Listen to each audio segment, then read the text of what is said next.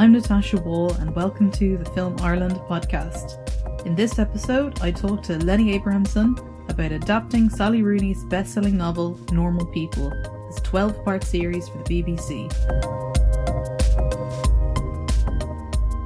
Hi Lenny, hi. Hi Natasha. Hi, how are you? Good to see you. And you as well, how are things? Yeah, grand. All well, considering, I suppose. Thank you so much for talking to us at the Film Ireland podcast. Not at all, pleasure. I was lucky enough to see the first 4 episodes, and I'm so excited to see the rest of it. And I suppose I've been anticipating this from the point of view that I read the book sometime last year, and I've been really excited to see what you guys have been doing with it. So I suppose, first of all, we'll start off with what attracted you to the book and what made you want to turn it into a TV series as opposed to a film? I think the things that really struck me about the book were just a combination of just a very real clarity of style that Sally has in her writing, and a simplicity of, well, it's seemingly simple, sort of direct way of writing about these characters and the world they're in. And at the same time, she manages to get to great sort of depths about them and about the themes that she's exploring, and creates, I suppose, above all, a real sense of intimacy with them and between them. It's intimate in several respects in that, well, you know, it's about intimacy, but it's also a very intimate encounter for us with them. And I think the way she does that, the directness of it, the sort of the sense that she doesn't stand between you and what's happening, it's something that I try to, or I think appeals to me, because in the work that I do, I think I work in something of a similar way, and that I try to disappear and give the audience a sense of encountering the characters directly, at least in a sort of strong strand of what I've done. That's the kind of central push. So those two things really fit together, and I found, I mean, that's the kind of, you know, one way of saying it. The other way of saying it is just that I really was moved by it. I mean, I was moved by the two characters. I just thought, and I think she's done something very important in the novel, in that she's taken very seriously the intellectual and emotional lives of two very young people, and she's done justice to the, you know, to the kind of depth of their relationship, even when they're at their most naive at the beginning of the story, and they're very much still high school, in quotes, kids. There's no kind of she doesn't like take her foot off the pedal in terms of showing how much is at stake in you know, really at stake as human beings for these two. And yeah, so there was that, and then I think I was attracted to it because the idea of telling a story here in Ireland and shooting here, all sorts of reasons. And then television was always, from the moment Ed and I, it's Ed Guiney from Element Pictures, who showed me the book, I mean, and who I've done everything with. When Ed showed me or suggested I read the book, from that point on, it felt like it was television, in that the book is pretty episodic and very episodic, and it moves through maybe 4 years of their lives. There's no big sort of obvious dramatic center. It's a series of kind of encounters with these two characters, and that felt like it would work really well in episodic television. And also, episodic television gives you, at least we had plenty of screen time to tell the story, and that gives you a chance to go into really minute detail. Like, it doesn't feel like you're compressing the book. It feels like you're really moving along through it and with it, and that felt good. Yeah, I kind of feel like you have the ability now to take your time with all of this intimacy that you're talking about, and that's because it's such, like, everything between them is so loaded, and it's nice to be able to, because one thing I did notice was that there are parts of their conversations that actually go on for quite a long time, and it, you know, without kind of, there's nothing that breaks them up. Yeah, that's right. Especially actually in the episodes that you're about to watch, like in 5, there's one really chunky, really important conversation. It's probably my favorite scene in the series, in that it's just two people talking to each other very honestly, which again you don't tend to see in drama, because I suppose the cliche is that drama is not a cliche, it's largely true. It's about people not saying the things that they're thinking and hiding their feelings from each other and all that. Whereas this scene particularly is just two people talking very honestly, and it's very powerful to watch. I'm looking forward to that one. And I suppose in that vein, one thing that I was really excited to see, and I think you've really nailed it, is that, you know, Marianne and Connell throughout the book have this very unique energy and dynamic in their relationship. And I was wondering how, or what did you think about, or what was important to you when you were adapting their chemistry for the screen? I think it was you can't explain why people are drawn to each other. You can kind of see the shape of the connection. But I think there's always a danger of going, hey, let's work out what it is about Marianne that, you know, or there's that kind of approach sometimes to storytelling where it's all about creating these kind of perfectly defined spaces into which other perfectly defined shapes fit. But in their case, what was worth exploring was just like the degree to which the honesty, the sort of intellectual honesty that they have with each other, or the capacity to speak to each other in a way which is more probing, more truthful, more self-exposing than what normally goes on in school, fed into the kind of the erotic and the kind of like the excitement of the relationship, like how important the meeting of minds is to their and how exhilarating it is for them to find somebody else who can like follow their thought, anticipate it, come back with something which like kind of completes it or teases it or whatever. That element of their chemistry is so kind of particular.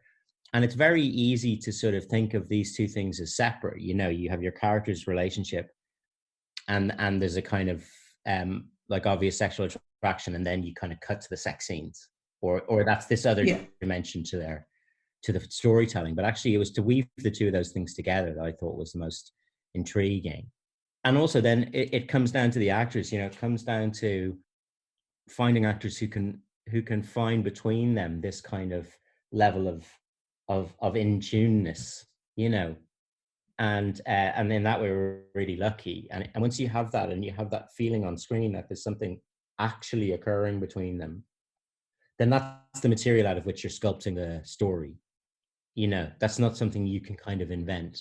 Yeah, no, I know exactly what you mean. You know, it's hard to create chemistry when there is none anyway. And was that like, did you, when it came to casting, because I know you know, you were casting students from the Lear, and I suppose Paul Mescal wasn't a student when you cast him, but he was a graduate from there anyway. Yeah, he But came was there later. anyone you found first? Did you find Paul first? Did you find Daisy first? Yeah, I mean, we looked everywhere. Like, so the Lear, and we saw Bow Street people, and we saw people from all over. And in fact, I think we threw our net actually out to every English speaking major territory, like the States, Australia, all sorts of things.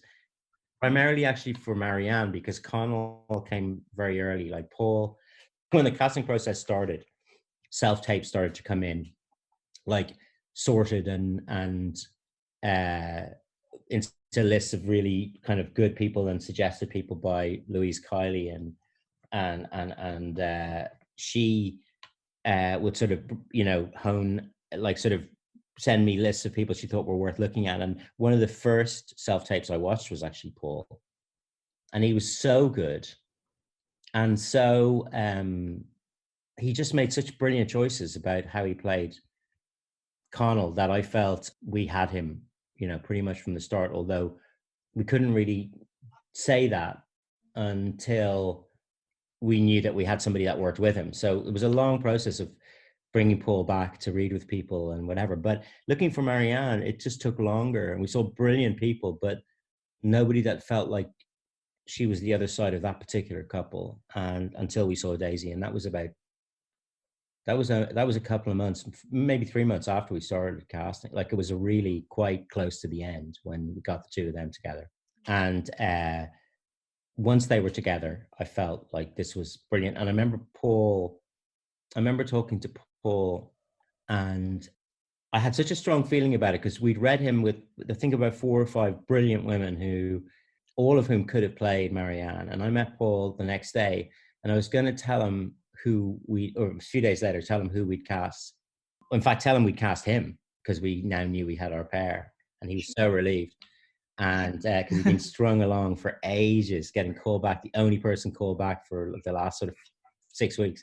And instead of saying who it was, I sort of took the risk and said, who would you like it to be? Because the worst thing would have been him saying somebody else. But he was straight in with Daisy, and so that was totally good. I wanted to talk as well about shooting, and because I was at, you probably spotted me at the Screen Directors Guild Q&A, and you had a really interesting, you spoke very interestingly about how you wanted to shoot this and what was important to you when you were thinking about how you wanted to shoot this. And everything is there's a very shallow depth of field in normal people, and everything feels very subjective. And I suppose, I know you were talking about particular lenses that you used and things like that. So, and how it was versus film versus television. Yeah. So do you think you could talk a bit about that? Sure. So I worked really closely with Susie Lavelle, who's this brilliant director of photography. So we started, we had a good few weeks together and talked about every aspect of it and watched stuff and looked at photographs and went through the script and did all the stuff that it's great to be able to do in advance. And Susie was pretty clear from the beginning that she wanted to shoot on these lenses. They're called K35s. I think they're old Canon. Actually, I'm not sure what the glass is, but they're amazing. They're just, first of all, we use quite a limited range of focal lengths, and I liked that. I liked the fact that we had we really shot it across, I think it was like a 35 and a 55, something like that. They were our lenses that we use most of the time, and we had a few either side of those. They're old, and they just give this beautiful texture to the image. And when you're shooting digitally, we shot on Alexa, it's nice to be able to take the edge off it a little bit, and that shallow depth of field, it's really interesting. I mean, you can dial it up and down depending on which lens you're on, and you can give a bit more stop if you need it, and obviously it's mostly in the closer shots where you feel it, or on the slightly longer lens where you feel it. And it does allow you to create this sense of intimacy and extreme kind of a sort of privacy, that you're watching or participating in the private world of the person that you're looking at. Mm-hmm. And so that they were important. And then just the look generally was quite it was a subtly controlled look. We didn't want lots of big contrast in sets. We wanted the sets to be sort of, not like when we were shooting, we tried to remove sort of very bold contrast, and we thought carefully about color, but not in any way that would sort of either impose rules about what particular colors meant or anything like that, which I really have it doesn't interest me as a filmmaker. I don't think that's just your private game. And also, but we just did it in such a way that I don't think it feels stylized, but it is very controlled. The images are quite controlled. And then we shot lots of handheld, which just gives you that, I mean, from a sort of shooting point of view, it just gives you that, if it's right as a feeling, it's just great because it gives you that, the Susie operated herself, and I really like working with DPs who operate, because they're usually they're not as, an operator will be conscious of not doing anything which the DP would feel like there's an etiquette, you don't go further in a pan than would be comfortable for the DP, but the DP will do it because if they're operating and they're really focused on what's happening, they'll make the call that doesn't matter, and they'll sort of go with the action, that they'll risk it more often. And also just handheld allows you to lean into literally lean in, to take a little step or to reframe. And it means that the actors aren't under, quite the same sort of rigid rule about marks and position, because the DP can do so much, or the operator can do so much and that feeling of finding rather than presenting for an audience is felt right for this. Yeah, I really felt that when I was watching it. It did feel more intimate, and as you said, it definitely felt more private. Like you're definitely within their spheres, Yes. either on their own or when they're with one another. Yeah. And it felt like a real privilege. And I didn't actually feel voyeuristic, which sometimes that can feel, and it didn't at all then, which is great.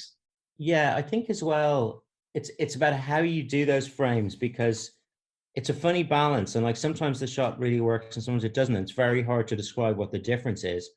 I think the thing that makes it less voyeuristic sometimes is just you just have to feel the integrity of the view. You know, you have to feel that the implied kind of watcher, or whoever it is that you're watching this through, is kind of, there's a tenderness towards the characters and a kind of concern and an interest also just forensically in trying to understand really what's happening. And I think once you're doing that, you avoid the danger of that voyeurism.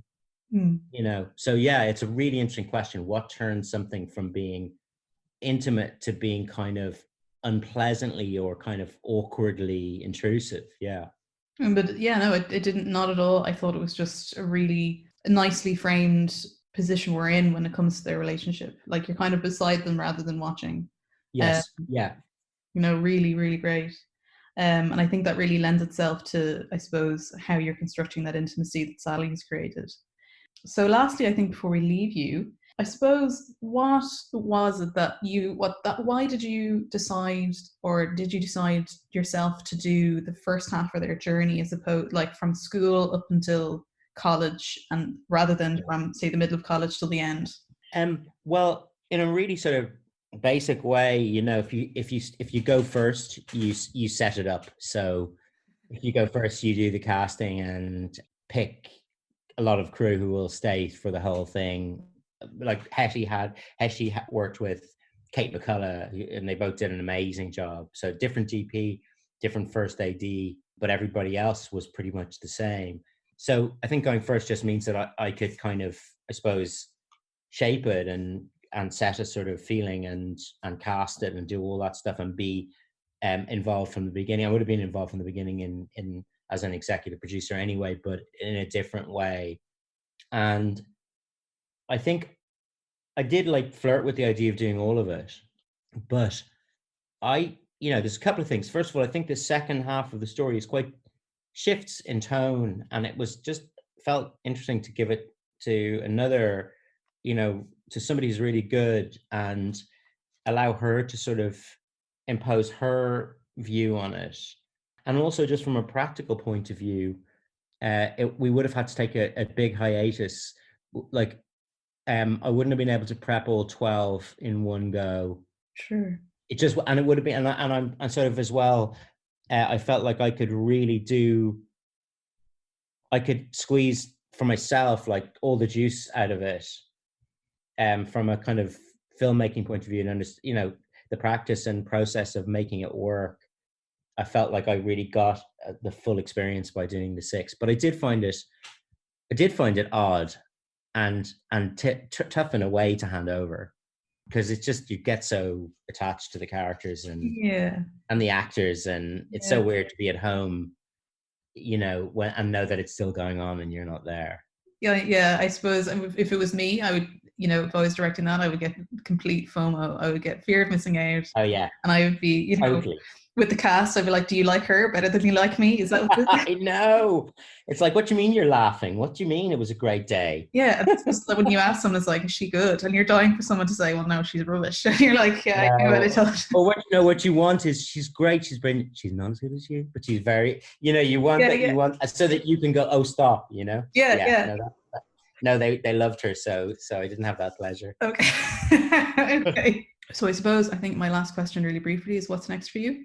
Oh, well, that's an easy one. I mean, there's a bunch of things and of course I keep saying I don't want to do any more literary adaptations, but I'm doing conversations with friends, because we're the same team are going to do it. So amazing.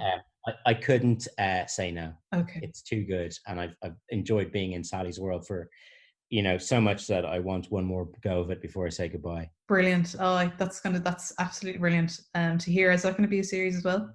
Yeah, same shape, probably.